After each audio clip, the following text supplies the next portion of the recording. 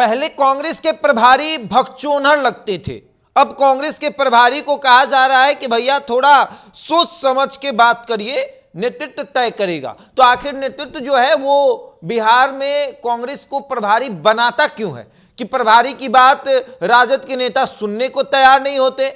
अब देखिए ना, कांग्रेस जो है वो अपने लिए तैयारी कर रही है कि उप मुख्यमंत्री वाला कुर्सी हमें मिलेगा, क्योंकि हमारा गठबंधन काफी दिनों से तेजस्वी यादव के साथ है। वहीं दूसरी तरफ एक सपना और देख रहे हैं जिनका नाम मुकेश सहनी है, उनको भी लग रहा है कि तेजस्वी के ठीक बगल वाली कुर्सी यानी उप मुख्यमंत्री वाली कुर्सी हमारी होगी। तो क्या बिहार में 3 उप मुख्यमंत्री होंगे, कांग्रेस की तरफ से 2 उप मुख्यमंत्री, और उसके बाद एक राजद जो है वो बनाएगा मुकेश सहनी को उप मुख्यमंत्री, यानी कि 3 उप मुख्यमंत्री। ये पहली बार ऐसा होगा कि बिहार में 3 उप मुख्यमंत्री देखने को मिलेगा। भाजपा ने तो एक नया समीकरण बनाया कि भैया 2 उप मुख्यमंत्री रहेंगे, ये भाजपा का है। इसके पहले बिहार में 2 उप मुख्यमंत्री देखने को नहीं मिले थे, लेकिन भारतीय जनता पार्टी ने तारकिशोर प्रसाद और रेणु देवी के समय ये बनाया कि भैया अब बिहार में 2 उप मुख्यमंत्री रहेंगे। यानी सुशील मोदी के बाद ऐसा भाजपा में कोई नेता नहीं हुआ जो इकलौते उप मुख्यमंत्री का पद संभाल सके।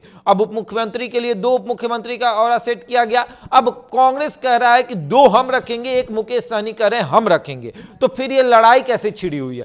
कांग्रेस और राजद की ये लड़ाई बहुत दूर तक जाने वाली है। राजद के प्रवक्ताओं का मानना है कि कांग्रेस के जो प्रभारी हैं उनको सोच समझकर बयान देना चाहिए, क्योंकि आला अधिकारी जो है, आला कमान जो है वो तय करेगा कि क्या करना है, कितने सीटों पर हमें चुनाव लड़ना है, उसके बाद किसे उप मुख्यमंत्री बनाना है, किसे नहीं बनाना है, ये सब कुछ तय होगा। लेकिन सबसे पहले बैठकर डिसाइड करना पड़ेगा। लेकिन सवाल ये है कि इसके पहले भक्तचरण दास जो है वो बिहार कांग्रेस के प्रभारी थे, जिसको लालू यादव ने भगचोनहर दास कह दिया था। ये इसलिए कहा था क्योंकि वो अपनी पार्टी के लिए मजबूती से आवाज उठा रहे थे, तो वो बुरे हो गए।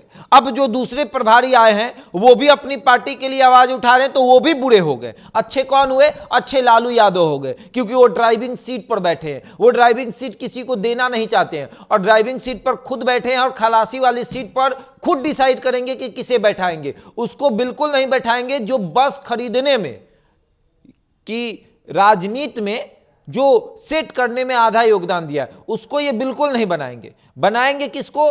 तो ये बनाएंगे भैया जो नए नए लोग आए हैं उसे ड्राइविंग सीट के बगल वाली खलासी के सीट पर बैठाएंगे, और किसे भी नहीं बैठाएंगे। कांग्रेस चाहे कितना भी कुछ कर ले, कांग्रेस के प्रदेश अध्यक्ष तो चुप्पी साधे हुए हैं।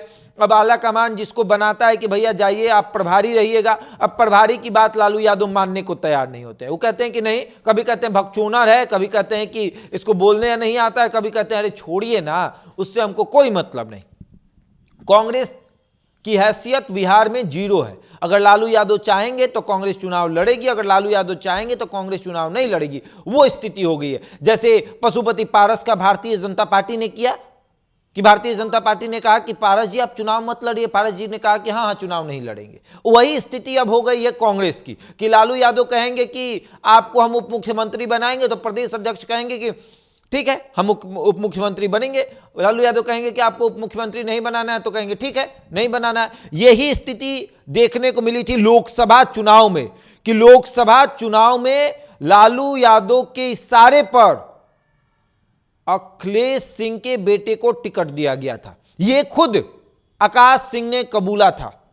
अब समझिए कि कांग्रेस के उम्मीदवार, कांग्रेस के प्रदेश अध्यक्ष के बेटे को उतारा जा रहा है, वो भी लालू यादव के कहने पर। लालू यादव ने खुद खुलासा किया था कि लालू यादव ने सोनिया गांधी को फोन करके अखिलेश सिंह को जो है राज्यसभा भिजवाया था।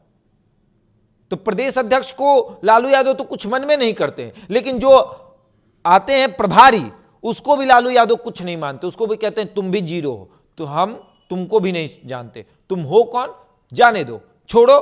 मुख्यमंत्री तेजस्वी, उप मुख्यमंत्री मुकेश सहनी, कांग्रेस को कुछ नहीं।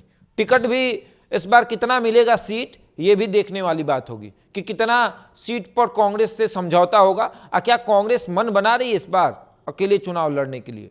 तो ये 2025 वो महागठबंधन को तोड़ेगा या फिर इसी तरह से चलेगा और फिर गठबंधन हो जाएगा, क्योंकि कांग्रेस हिम्मत नहीं जुटा पाती कि वो अकेले चुनाव लड़े। ये कोई पहली बार नहीं हुआ है, इसके पूर्व में कई बार ऐसा हो चुका है कि तेजस्वी यादव ने कांग्रेस को लात मारकर बाहर निकाला हो और फिर कांग्रेस हाथ जोड़कर तेजस्वी के पास खड़े होकर कहती है कि हमें अपने दल में शामिल कर लीजिए, अपने गठबंधन में शामिल कर लीजिए, हम आपके बिना नहीं रह सकते। अब आगे देखिए क्या होता है। बहरहाल इस खबर में इतना ही। बने रहे हमारे साथ और देखते रहे द इंडिया टॉप।